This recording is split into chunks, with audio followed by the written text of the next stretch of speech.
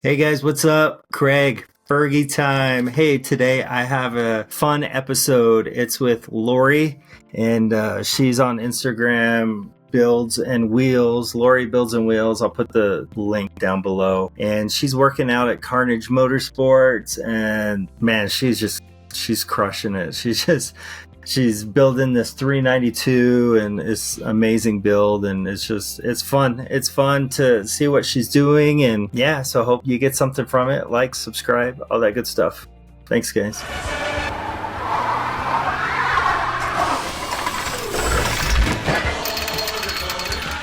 Hey guys, Craig here, Fergie Time, and today I got a special guest, Lorie from, I guess you're working at Karnage Motorsports, yeah? Yeah. You know, you had that Gladiator, and then you start in the 392, and I just love all the stuff you're doing. It's just awesome. Chat a bit, and I don't know, why don't you just start out, just how did you start getting into Jeeps and wheeling and all that fun stuff? Okay, so like 16 years ago, I met my partner at the time, and he had Jeeps, he had sports cars, all the things. And then we just really started getting into Jeeps. You know, we go off-road just like with his buddies. Like, it wasn't anything that we filmed or anything that, you know, we put out on social media. It was just something that we did for us and that we enjoyed doing with our friends in Kentucky. So that's where you were at that time, Kentucky? Yeah.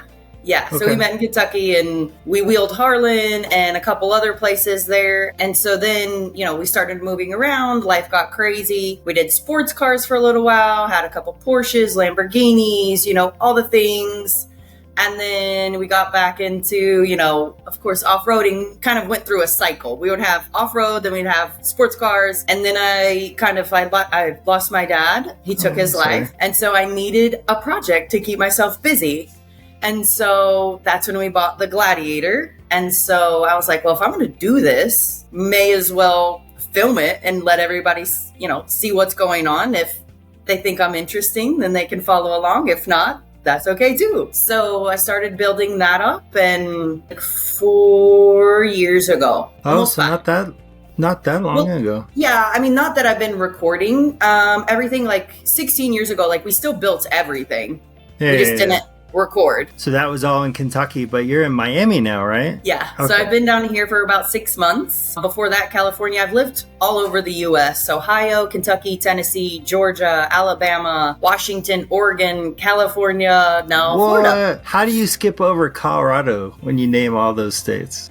Unfortunately, the job never took us there. I mean, we've spent some time in Colorado, not enough. I definitely need to get back out to Colorado and do some more wheeling, but just the job never took us there, unfortunately. Are you working at Karnage Motorsports, or are you just there using their stuff to do what you want to do? No, so currently I am actually employed by Karnage Motorsports. I am the shop foreman currently. So I look over the guys and make sure they're on track and help out and scheduling and help plan events and all the things. Nice. Wear a lot of hats. My question for you, since you kind of went there from Mr. Will I Am, aka Mr. Carnage, he wanted to know how you enjoyed managing people that don't speak English and they only speak Spanish.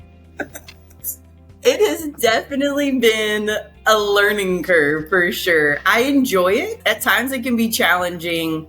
But, you know, if you don't have challenges, then you don't get better, right? It's helping me learn. It's helping me, you know, learn another culture, another language. I mean, how is that a bad thing? It's been fun. Sometimes the conversations are not exactly easiest, but we all have I heard you get some technical help from something. Oh, yes.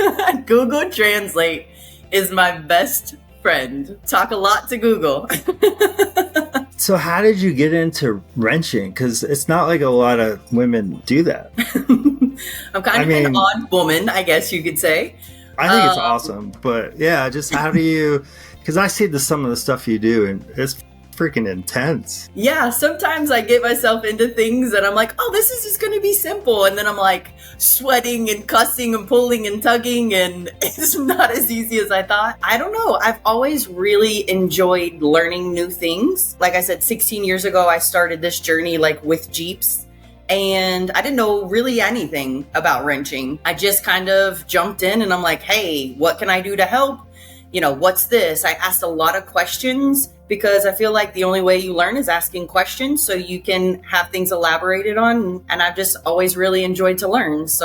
And I'm a very hands-on person. I'm not like a book person. I don't want to be in an office all day. I'd rather be busy. The 392 that I always see in your videos, is that yours or was that like a client or? That's mine. Yeah. It is yours. So we'll just let you work on your own stuff in the shop? When I was living in California, Will and I kind of had a deal with, we'll do some social media, we'll build the Jeep, the shop can help you out, you help us out for a while, and then ended up staying. So things shifted around a little bit, and then I took a job with Karnage, so now I'm here. What's your favorite part of the build process? So like your 392, did you get it stock and just blow it up and then make something cool from it? Or like, did you have a plan from the beginning or?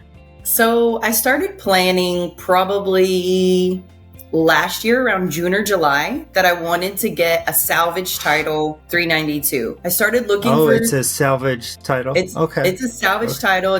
It rolled 3 times. And so I started looking for them. I found this one like 2 months in, but the auction wasn't until December. So I basically just had to sit and look at it forever. And I tried to make a couple buys like in between, but they just never panned out. And then in December, just got super lucky, got a really good deal on it. Then once I got possession of it, I ended up taking it to Kentucky with the hopes of replacing enough factory parts to drive it to Miami. But of course, when you buy an auction, you buy it sight unseen most of the time.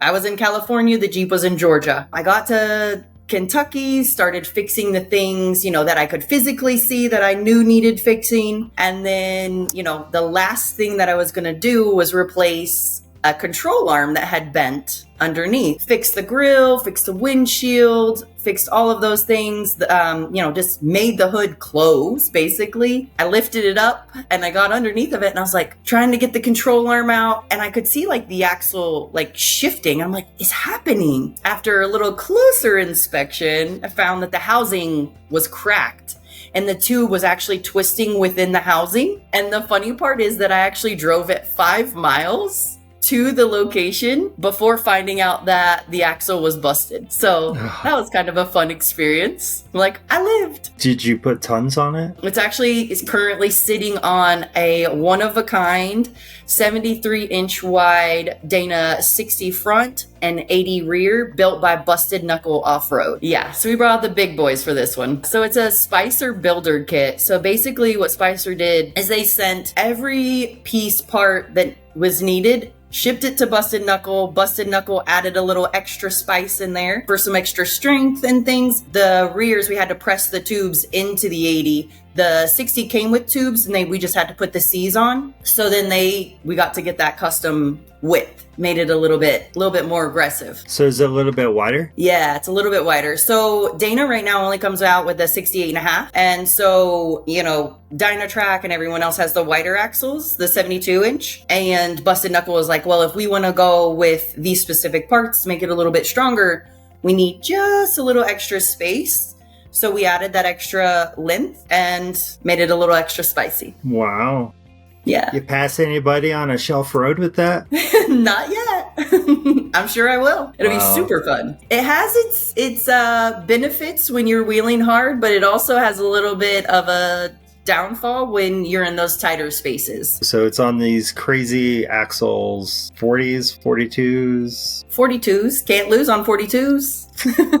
And it's automatic? Automatic. Obviously, I see Karnage Motorsports. They're always doing some crazy stuff. What's one of the craziest builds you've seen there, got to work on? I probably am going to say his name completely wrong, but Jake Lefevre and Jose Gonzalez. We were kind of building both of those as I was building the 392. Will just wheeled with Jake out in Alabama, I believe.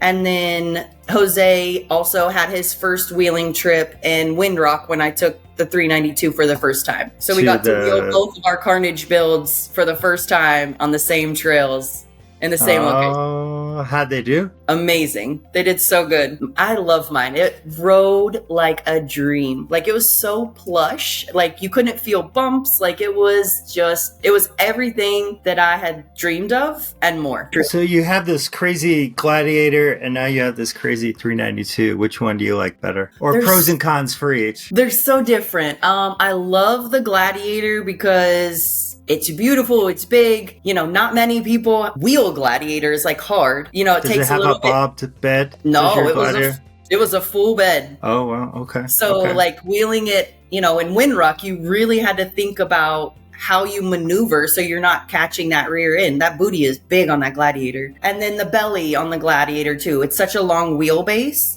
that, you know, you're going up something super steep and it likes to find that belly. So then you really have to get like the right angle. That in itself, having to deal with that longer wheelbase, makes you think of things differently. So now that I'm wheeling the 392 instead of a big old bus, it's kind of like, I feel like this is so much easier. Like, I don't have all that extra rear end in the back that I'm constantly worried about. Is a 392 a 2-door or a 4-door?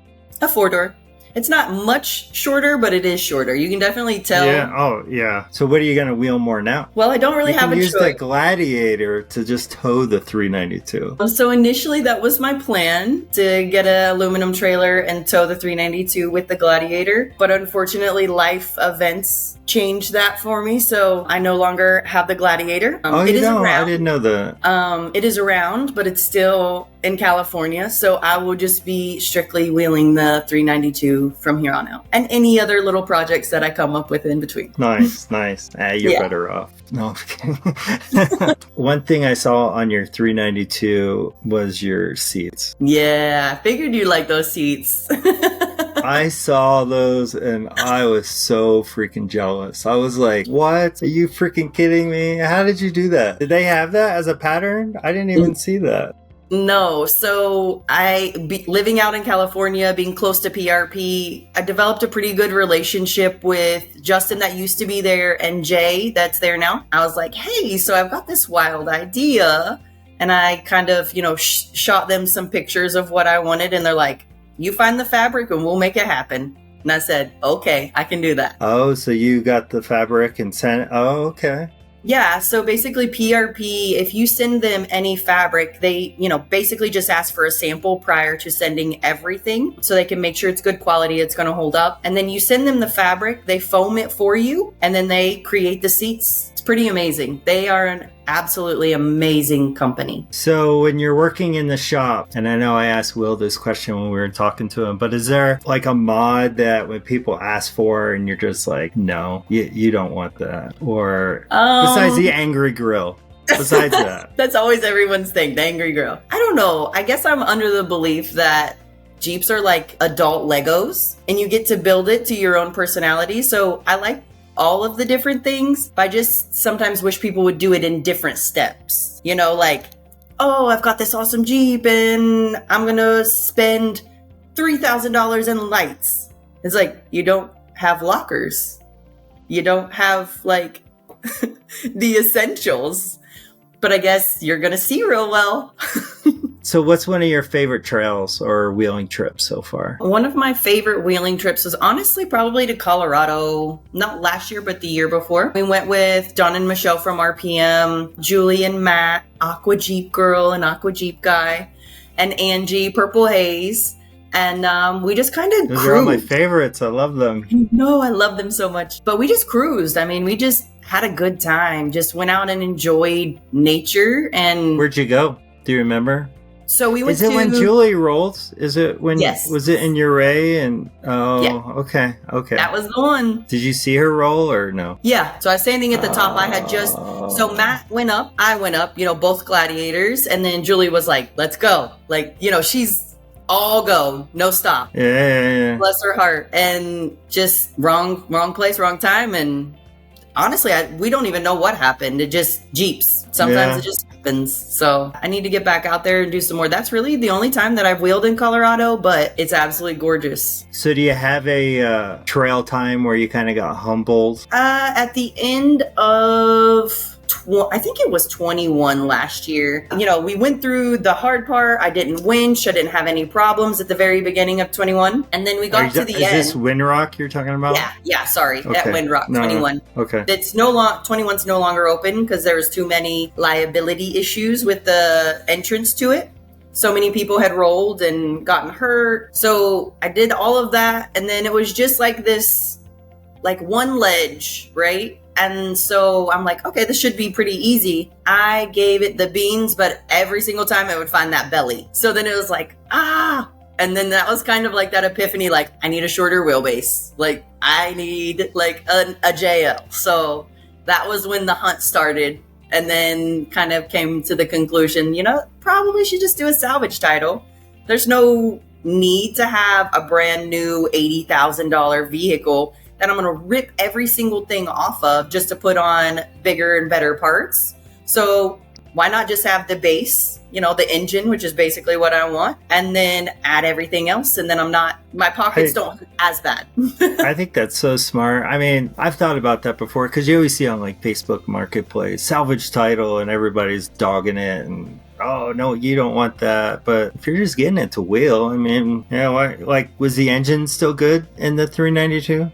Yup, still good, still rolling like nobody's business. Yeah, I mean, that's what you're buying anyway, right? I mean, exactly. If I can buy a 392 engine for like 20,000, like that's pretty good. So when you're wheeling the Gladiator versus the 392, are you like, do you approach it differently? Obviously, different wheelbase, but as far as like your 392 can just take a lot more stress versus the Gladiator, or it was actually a diesel as well, so it had a lot. So it was okay. It was. Yeah, it had a lot more power, a lot of torque. So I still have the power. It's just more, just different power this time. How long have you been on Instagram or like showcasing what you're doing? I think you said you were still in Kentucky, I think, right? No, so when I was in Kentucky, I didn't do anything with Instagram. It was just, we built the Jeeps and we just went and wheeled just for our own fun. Like really, if we did anything, we would take like 1 or 2 pictures and that was it. Like we didn't think about social media back then. That was 16 years ago. Social media back then is a lot different than social media now. So basically, we just wheeled for fun just because we liked it. We wrenched for fun because we enjoyed doing it and watching the project turn into something so much bigger and better than it was before. So how important is it for you to kind of like have people know that, because your IG name is Build and Wheels, like how important is it for people to know you actually build what you wheel? I'd like for people to know that I'm a multifaceted person. I'm not, you know, just another pretty face or whatever, but I don't know. I don't think it's necessary for anyone to know 100%, you know, oh, you built this. Like, I think honestly, most of the time I get the best reaction to people seeing the Jeep for the first time. They're like, oh my gosh, who built this? And I'm like, me. And then they're like, so I feel like even if they don't follow me, I love that shock factor of like getting to tell them like, hey, I did this. Like I put in the blood, sweat and tears. Like, you know, of course there is always help. Will and the guys at the shop, you know, it's always been all of us together, but you know, yeah, it's, you don't see very often, like you said, women that actually wrench. So how do you think women are kind of like changing the whole Jeep and off-road community right now? I think that we're actually showing people that we can be badasses too. This is kind of what I was alluding to before with my comment. We don't need the approval of anyone else to do the things that we do and enjoy and love. You know, we just do it because we love it, just like the guys have always done. And I feel like women have been so nervous about breaking down that wall, and now we busted all the way through it, and we're like, here we are. We build, we do exactly what we want, and we love it. What advice you have for women wanting to do it? Advice? Don't let anything or anyone stop you from achieving the goals that you want to do. Even if you think losing someone or something is gonna hurt you, like at the end of the day, you have to chase your dreams. You know, it's your life. It's not anyone else's. Just remember to push and make the best life that you can for yourself. Do you think it's important for women to do some of the wrenching as well, or? I think it helps to understand the functionality of the vehicle better. Sure. Do I think it's absolutely necessary? No, because women are, excuse my language, badass wheelers, and they don't necessarily wrench. It helps me to not have that feeling of desperation on the trail. Oh, I broke a drive shaft. What am I going to do now? I'm going to take the drive shaft out and I'm going to continue on about my business. You know what I mean? Like, I don't need someone, I don't have to be like, can you help me that I've broken a drive shaft? On a trail and had to take... 3 times at EJS this year. Oh my gosh. So then you just finished the trail in 2-wheel drive or what? Well, you just pull it out. Like, so it just depended on where I was in the trail. Like 2 of the trails I finished, one of them I turned back because it was like the beginning of the trail and I got a little spicy on a side obstacle that, was a little too spicy. So the 2 I kept going just in 2-wheel drive, just had to give it a little bit more beans. And then the other one turned back, went searching for a drive shaft and got it fixed. So I first met Will because of his videos with Marvin, the whole 24 hell and back. Yeah. Those are my favorite YouTube. Absolutely. I love to watch that. Are you ever going to do one of those with him, or have you done one of those with him? Or I currently have not. But we'll see. We'll see what's coming up in the next year or so. And maybe you guys will get a little surprise. Yeah, sweet. So what's some bucket list trails you want to hit? Some bucket list trails. I've not been out to Texas. Wolf Caves. Yeah, that looks like some fun, really fun trails out there. And then I just need to get back out to Colorado, honestly, and run some more trails out there. I don't have anything specific that I want to run in Colorado, just get out there and do as much as I can. Being in Florida, I know I used to ask Will, man, it's hard to be a wheeler out in Miami, right? I mean... Yeah, it's different. For sure. Being in California for so long out there, and then, Did you do the Rubicon in California? Actually have not done the Rubicon. I was supposed to do it this year once I got the 392 built, and then, like I said, life changed, so I didn't get a chance to go out there, but I still have plans. I've got some friends that are like an hour from the Rubicon, so I've got some things in the works. Just... All right. Figuring it all out, making it all fit into the calendar appropriately, and nice. Also, I guess, working at Karnage. I have to go to work. I have to make money. So how long you gonna be there? How long you gonna be in Florida? What's my plan? Yeah. My plan is to go with the flow and figure it out as life comes. Good for you. That's awesome. Sometimes you spend too much time on planning and then those plans fall through. So sometimes you just have to learn to roll with the punches. All right, we got some fun rapid fire questions. Are you ready? Oh yeah. Coffee or energy drink? Coffee. Cafecito. There you go. Dream trail. Probably the Rubicon right now. It's one of my big ones. Yeah. I know the answer in Colorado, but I don't know the answer in Florida. So hard top or soft top? I don't really know the question for Florida either, to be honest. Well, what's on the 392? Is it a hard top? Do you have a hard top? No, I have soft top. But there's a lot of people that still run hard tops because there's not really anything out here to like snag on. There's no rocks. There's no trees to grab you. So you can pretty much run whatever you want here because you're not wheeling hard. One Jeep mod you can't live without. One Jeep mod I can't live without lockers. What's one Jeep mod you could live without? Lights. But I do love my Baja designs. Like, don't get me wrong. Rock lights or... Yeah, rock lights. Rock lights are pretty much just for show. It's not necessary to have that. Like, knuckle mounts, to me, serve a purpose. If you're going to want to go night wheeling, you have knuckle mounts. It turns with the wheels, so then you can actually see where you're going. It helps you go farther. Like, that has a purpose. I just installed those. Those are cool. Like, those are like, yeah, that's like when that's a game changer. Absolutely. Yes, for sure. Celebrity Jeep ride. Who is riding shotgun with you? Oof. That's a really hard one for me because I don't get in, I'm not a huge... Gerard Butler. I guess that's my man crush. Gerard Butler. Oh, okay. Okay, when you're wheeling, what's the music? Is it country, rock, or silence? I like a little bit of everything, like alt, country, rock, all of the things. Little rap sometimes. Yeah. Old school rap. What's one word your friends would would use to describe your Jeep style? Are you a send it, or are you a thinker, or are you technical? Like, I'm not a send it quite as much as Will and Marvin, but I don't know. I'm gonna take on any challenge.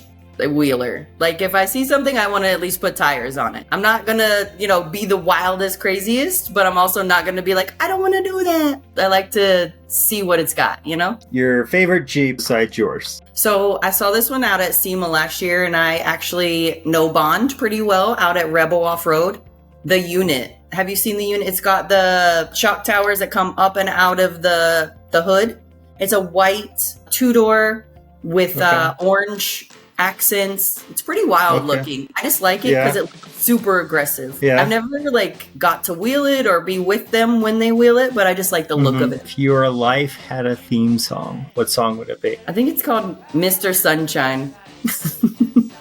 It's Sunshine. a song off of Guardians of the Galaxy. Sun is shining in the sky. Why is that? Are you just always so happy or what? No, it's not that I'm always happy, but that song just brings a smile to my face every single time. And I just I like the feeling that it gives me of happiness and joy and just life is okay. Oh, that's awesome. So what's next for you? What's next? SEMA. Yeah. Do you ever build something for SEMA? Are you building something for SEMA or are you just going to watch? So last year, the Gladiator was at SEMA with Spicer. And then this year, the 392 will actually be in Central Hall with Aero Exhaust. I'll be displaying, and then I'll also be in the Lincoln Electric booth on Tuesday, just hanging out with a lot of rad girls. Send It Ruby will be there. A lot of other girls at Lincoln. So you're a big welder too? I'm not a huge welder. I actually met them last year at SEMA. They asked me, hey, do you want to come learn to weld? I'm like, yes, absolutely. Knowledge is one of the things that I can't get enough of. So they taught me how to weld. And so now I can weld. I'm getting better every day, every weld that I do. I'm not perfect by any means, but progress every day. A little better than yesterday. Well, awesome. Well, thank you. I really appreciate you hanging out, and it was fun. Yeah, thank you so much for having me. Truly appreciate it. I had a good time. All right, guys, that was Lorie, and Lorie is crushing it, and it's going to be awesome. If you're at SEMA, definitely check out her Jeep there. And, subscribe, all that good stuff. Appreciate you guys.